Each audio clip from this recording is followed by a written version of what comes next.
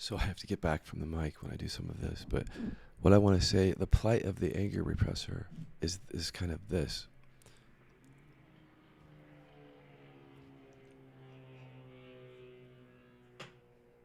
There's a lot of rage locked down. It's locked down in your body. If you could see the expression I'm making, like, it's just a ton of rage and it's locked down. And what is it in your body? It's a contraction. So it doesn't feel like rage anymore. Now, what that's like in your life is, it's like you walk up to somebody and you got all this anger. You don't know it. And so they say something, and that anger repression is there. That rage is activated in that trigger, but you have to hold it back in a contraction to stay safe. So what gets produced is, I'm sad, I'm hurt. Why'd you say that? I'm afraid of you. Disconnect. Anything but anger. See that? Then you leave, and then you're angry. You just don't know it at what happened there. And then that gets included in it. Now you're like, and every relationship just kind of adds more to it because it's all happening unconsciously. This was happening while I was waking up. The repression just kept happening in relationship until the pain, the chronic pain just kept getting worse and worse as that inner rage was just locked down. Now, my rage, anger was locked down as chronic pain. Yours might be chronic pain, contraction, disease, depression, anxiety. You might not even have, mostly anger buried. It could be sadness or hurt showing up as some form of suffering. Remember, science says that trauma and emotional repression is the root of a lot of suffering. So you have everything you need to see this. But the reason I did this video today is because there's one thing you can't see. That you have repression. You can go read the science. You can watch my videos. You can do all that. But there's one thing you can't know, and that is this. That the contraction in your body is either repressed anger and or hurt, sadness, fear, shame, some mixture of that. But I just want to talk about the anger repressors today because that's my experience, and I often do talk about it. I've done a video on hurt and sadness repression. It's not my repression. Apologize for that, but it's just not my repression. But I just want to go back to some of these scenarios to help people see what the one thing that they can't see. Okay, so we have issues with authority, anger repressors. I've talked about that. I just keep repeating myself for a reason, so we'll hear it. What is authority? It could be watching CNN. It could be Fox News. It could be boss. It could be me. It could be spiritual teacher. Anybody. We just feelings about them. Just don't really know why I don't like them or they're okay, but there's something about them, that kind of thing. Under that is fucking angry, man. So this whole thing about authority, the judgment towards authority is all false because we're actually angry. Yeah, that authority problem is not what it appears. We might get triggered by authority, but we have anger at the very basis. We anger repressors. So see how we're bamboozled, and we're bamboozling ourselves when we say, oh, I don't know, there's something I don't like about him or her or the authority. Like they think they know too much or whatever. And then underneath, it's all because of the rage. And I tell you this because you can heal these shadows completely through repression work if you take it seriously that this is what's going on.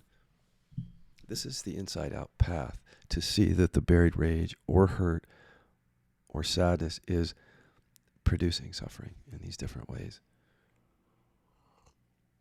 Like one of my favorite examples with anger repressors is just our shutdown and disconnection. And I was the king of that because that enmeshed with the presence. See, so if my partner says something, I could just be quiet from the presence, and then my repression captured the rage, and I'm over here like I'm quiet. I might have pain, but I'm quiet, and seemingly okay. But underneath, I'm like, fuck you, goddamn, fuck you, I fucking hate you, I fucking hate you, I fucking hate you, I fucking hate you. But I'm afraid to feel or express it, so it's locked down. And then what shows up is this. Quietness.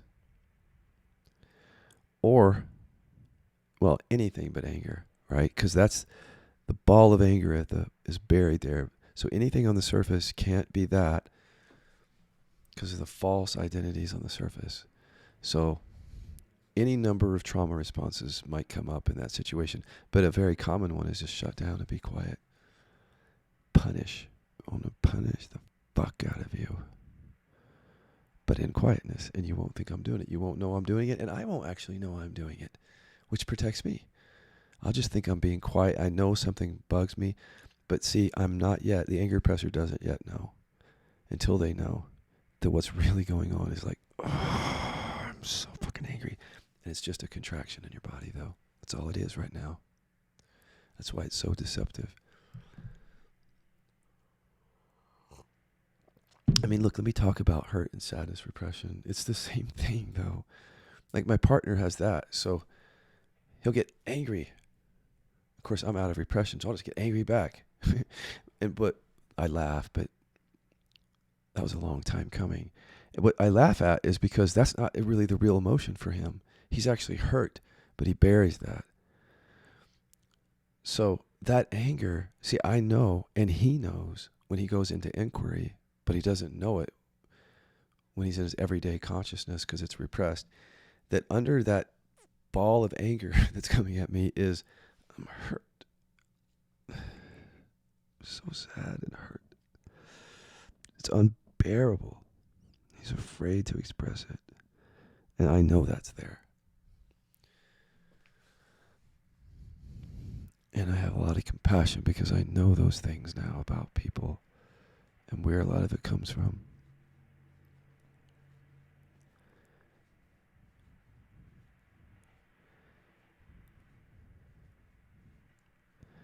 But can you see the bamboozle? This is the reason I'm doing it. So repression is the missing experience.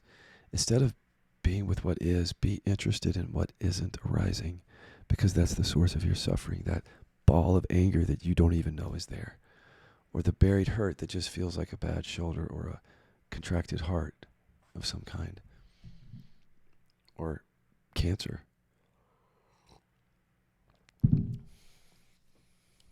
You would not believe until you see it for yourself how much suffering comes directly from the primary repression and how free you can get just by sticking to the primary repression.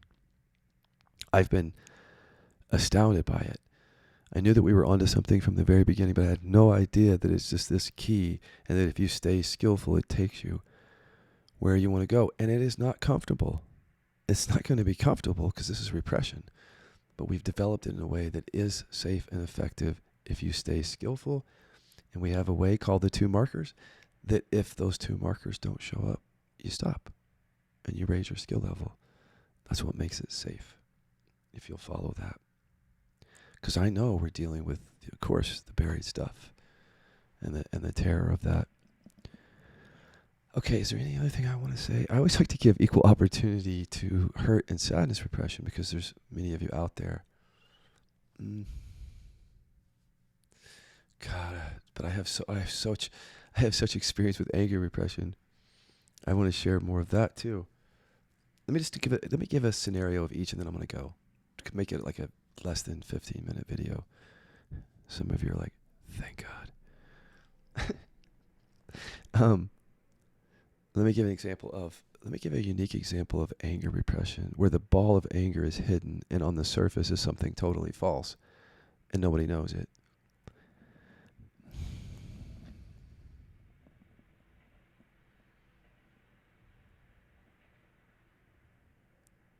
I mean, God, I have to give this one. Somebody asks you to do something and you say, by the way, I can see anger repressors, their expression now, because I know that expression, where it's like right under the surface, you're fucking pissed and you're saying yes to somebody. I've done that so many times. But I now know that experience, what makes that up. So it's like, whether we muster a smile or not, yeah, I'll do that. Yeah, I'll do that. But underneath it's like, fuck you. I don't want to fucking do that. I don't want to do that. And then we show up on the day when we're supposed to do that. And it's like, hey, how you doing? Yeah, I'm here. But underneath, we're like, fuck you. I don't want to be here. But we don't know it until we know it, because it's totally unconscious. We know it, but we don't really know how angry we are until we tap into that contraction that buries it. Now, equal opportunity, sadness and hurt repression. Okay, I always have to pull Chester up for this and see.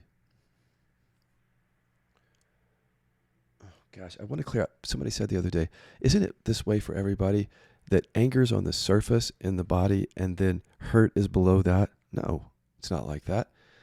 Fear of being hurt again, frozen fear layers everybody's body. That's the primary one. That's the home base, as we say. And then depending on our upbringing and our families, we've repressed either hurt and or sadness versus anger. One or both, But no, it's different for everybody. That's why I have to pull up Chester for hurt and sadness repressor. I did so much processing of hurt and sadness as a teacher and developing inquiries through the years. I have no business going to sadness or hurt most of the time until it's really authentic and it comes from finding anger in the body. Then there might be some to find, but I have to find it through anger and fear. My baby, Chester. What else might he do, or that you guys might do? Where the ball of hurt is right underneath. The anger outburst is so good example of where there's hurt underneath.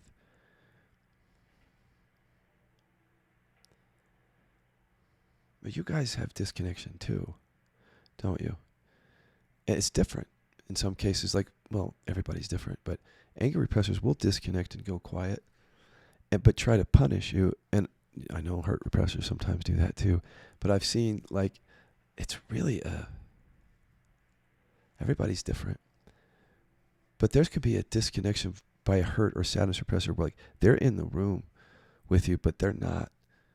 And it depends on how much dissociation is there, of course, and the trauma. But it's just a self-protective mechanism, and you don't feel their presence much when they're in that disconnection. And it's not always about an argument. Like, anger repressors will sometimes shut down because anger was shown. But that's not always the case with anybody. With sadness or hurt repressors, like at least my husband, that could just come on for him.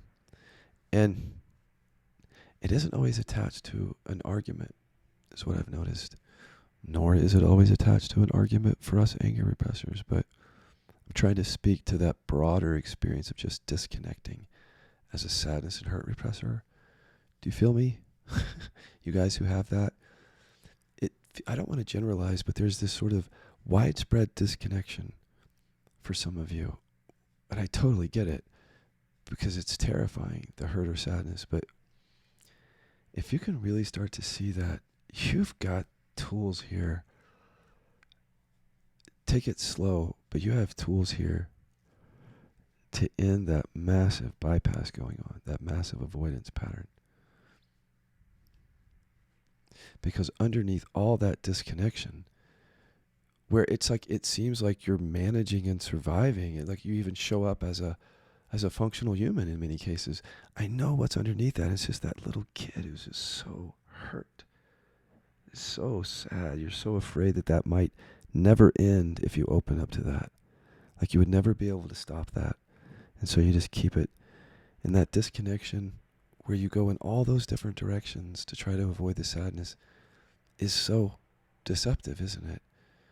Maybe you don't even know that all of that is run by a contraction in your body. And the contraction has inside of it that crying, desperate child who's so hurt. I mean, do you know that your disconnection is run by that? Emotional repression.